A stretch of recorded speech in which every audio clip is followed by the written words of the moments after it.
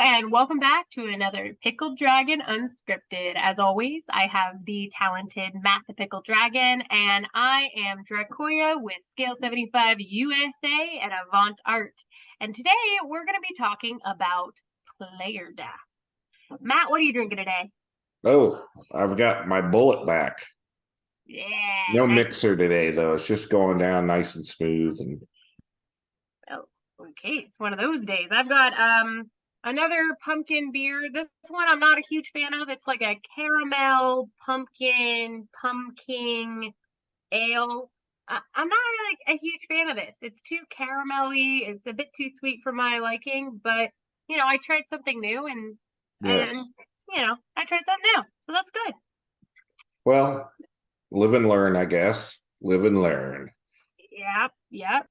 Player Can't deaths. always be a winner. This is good. So player death.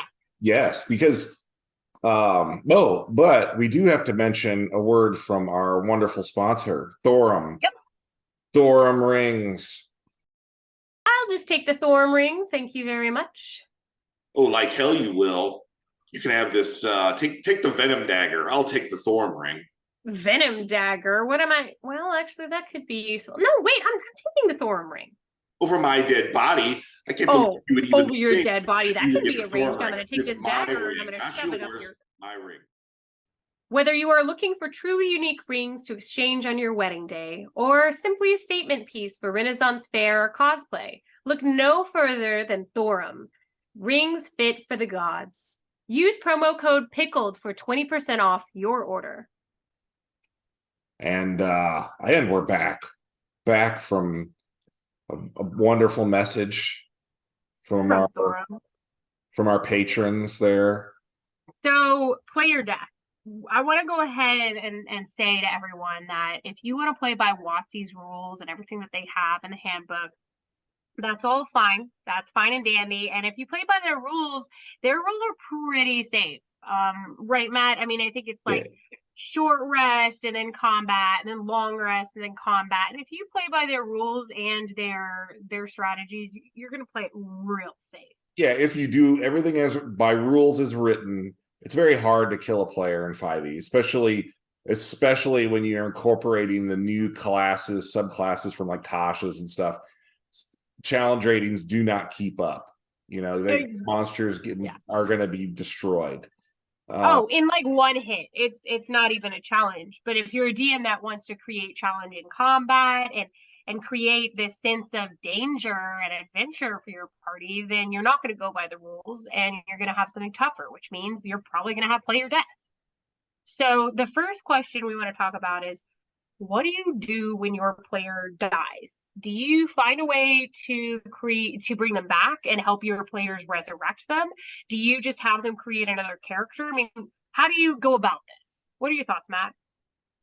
Well, there's a number of different thoughts. Now, my groups, me personally, I don't have a player. I haven't had a player in the last 20 years who would ever consider resurrection. Death was always final.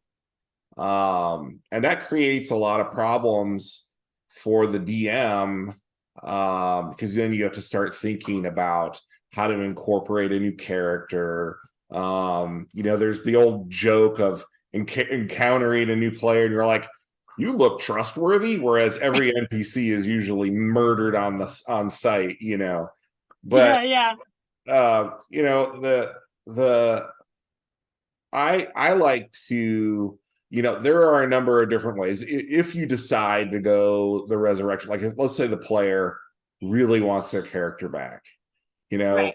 Rules is written. It's a very easy process to get a resurrection. Everyone knows that you get your true resurrection, and worst case scenario, they have like a level of exhaustion or something silly in it.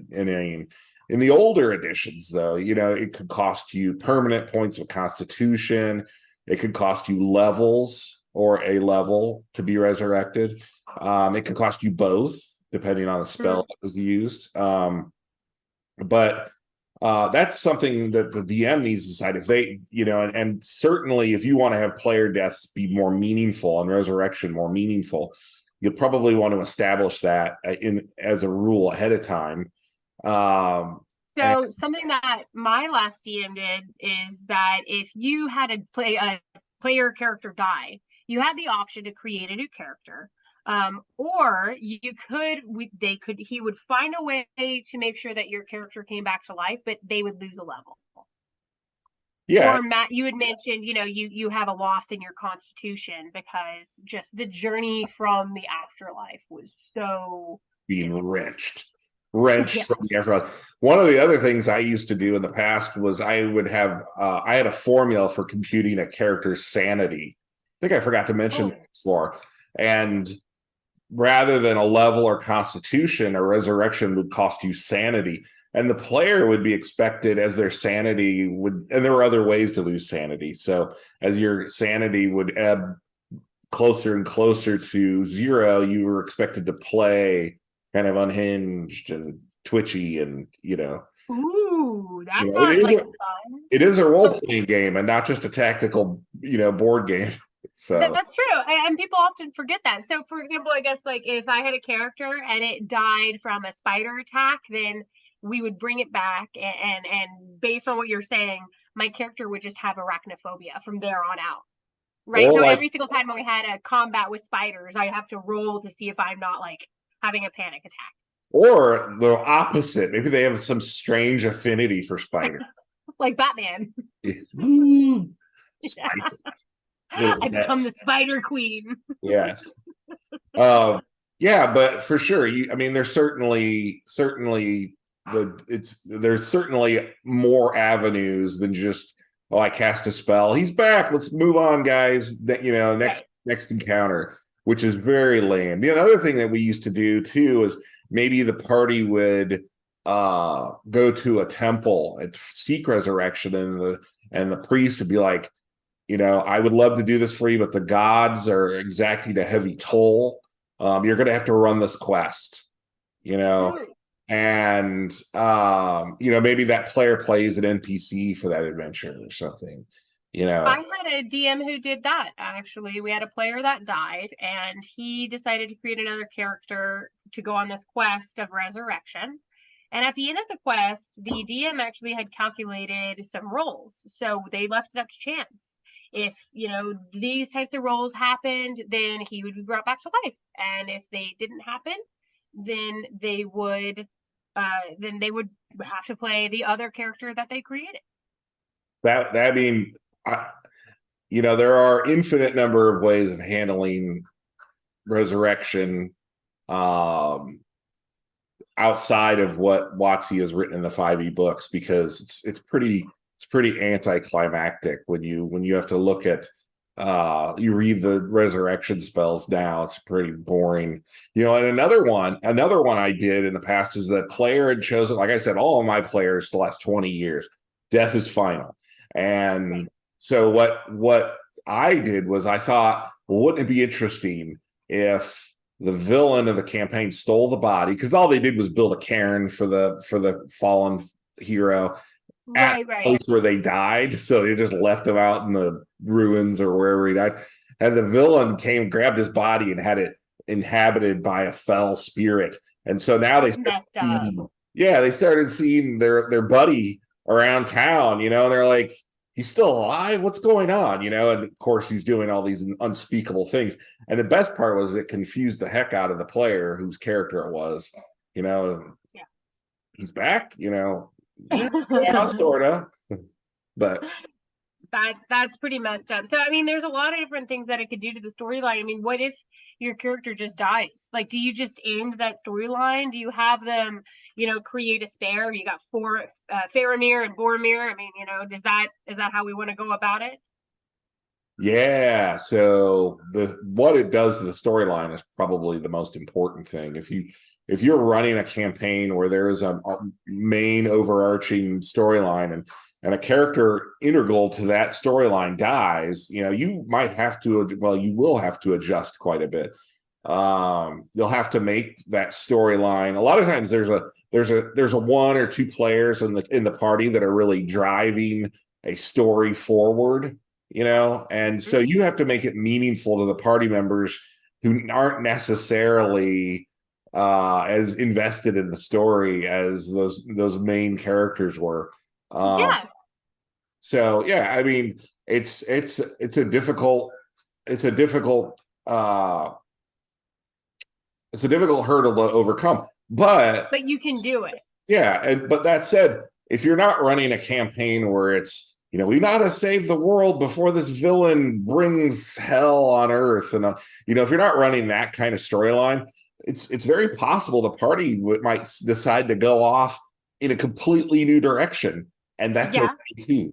And that's also a topic on another video. Yeah. And, but what you need to make sure and do, though, is that if they leave that storyline behind, if there were any consequences to them failing, you make sure and still follow through on those. Because that creates a whole new interesting problem where, suddenly the party's standing in hell on Earth, and it's because they abandoned the quest. But that could happen. So then that kind of answers that. Then the last thing I want us to talk about is TPKs. When your party dies, everyone dies all at once. Whose fault is it? Now, Matt, I know you've got some interesting views on that. I definitely have some as well. I was at a panel once where one of the attendees of the panel, not the panelists, but one of the attendees of the panel, made the comment that a TPK is the result of, or completely the fault of the DMs, and it shows a complete lack of preparation on their part. And I was kind of like, everyone kind of laughed. And I mean, it's certainly possible that it's. Oh, so this is Severo. He is half border collie, half border collie, half corgi, and he's also the head of the Howlers. Isn't that right, baby? The Howlers, is that an adventuring crew? It is a reference from Red Rising, his namesake. Gotcha, got you. Yes, we're in the middle of training him. He's only 9 weeks old, so he's got a long way to go, but we're gonna get there.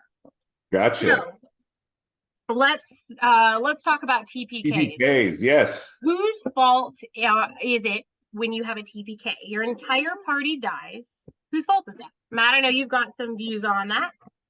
Well, obviously, it could very well be the DM's fault.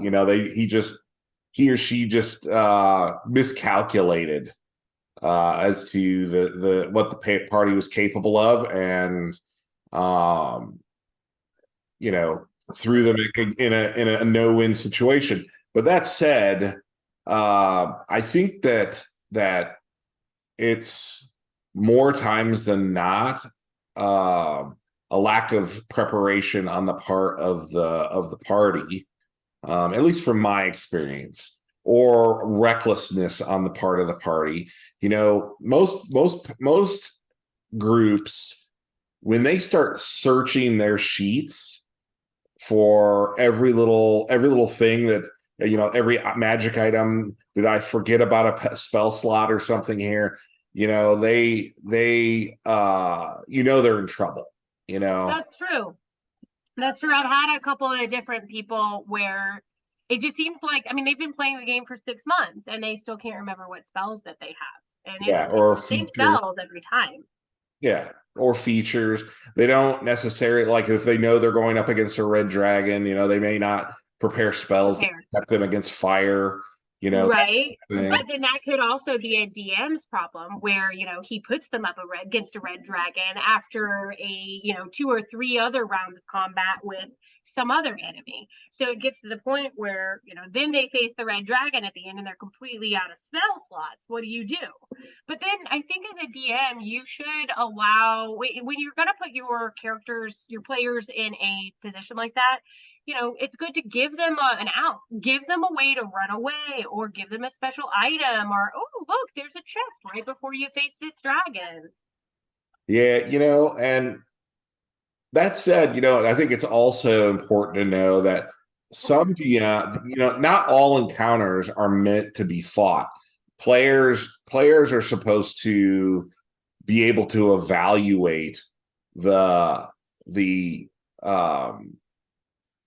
the encounters that they're facing and realize when, this one might be a little above us, we should run, or maybe not break cover, like let's stay hidden. But I think there are a lot of players out there who are of the mindset that, hey, when we're in the middle of an adventure and we see monsters, it's because we're supposed to kill them. Right.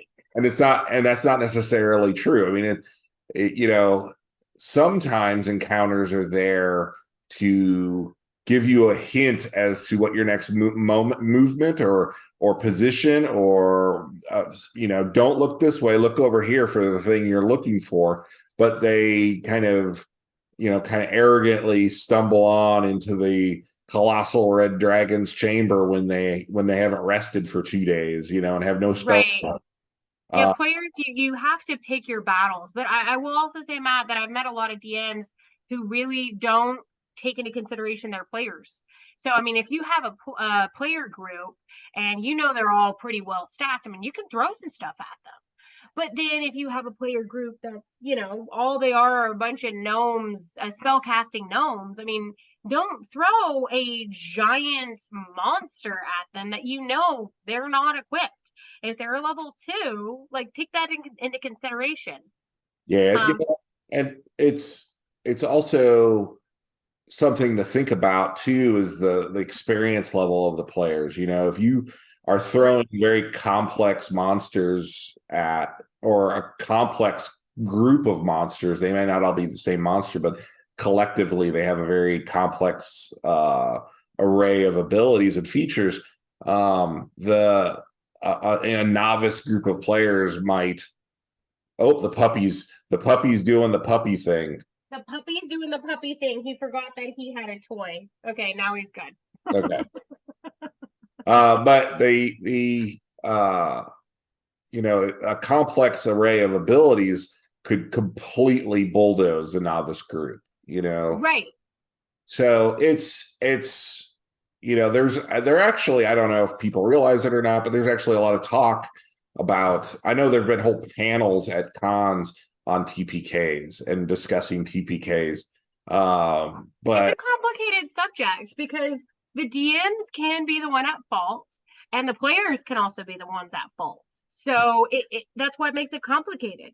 Yeah, and I think that I do believe that it's more times than not a player fault, but I can agree to that only because I've not had a lot of DMs that have challenged me tactically. And it comes down to the version that you're playing too. Like, if you're a Dungeon Crawl Classics player, you're probably so used to player murders that it doesn't even register. TPKs don't even register anymore. But if you are a 5e player, and if you're having TPK after TPK in a 5e game, that is should be an alarm going off at that point, because they 5e is a very player friendly game. Boom. It is almost so player friendly that it's anti-DM. Almost. It's anticlimactic. Let's just say that. I know that lots of people will judge based on the what they see on Critical Role and whatnot, and Critical Role, they do a lot of planning ahead, and yeah, well, they have an entire production team. Yes, so it makes it a lot easier to do your thing when you have an entire production team. For sure. But in any case, player deaths, yeah, they happen. Very own production team that needs my attention. So Matt, you don't mind?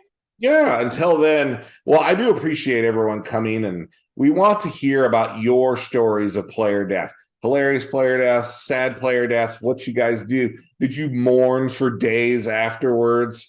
But please comment, subscribe, let us know all about your experience. And tell us your stories in the comments down below. Yes, but until next time, have another round on us. Click.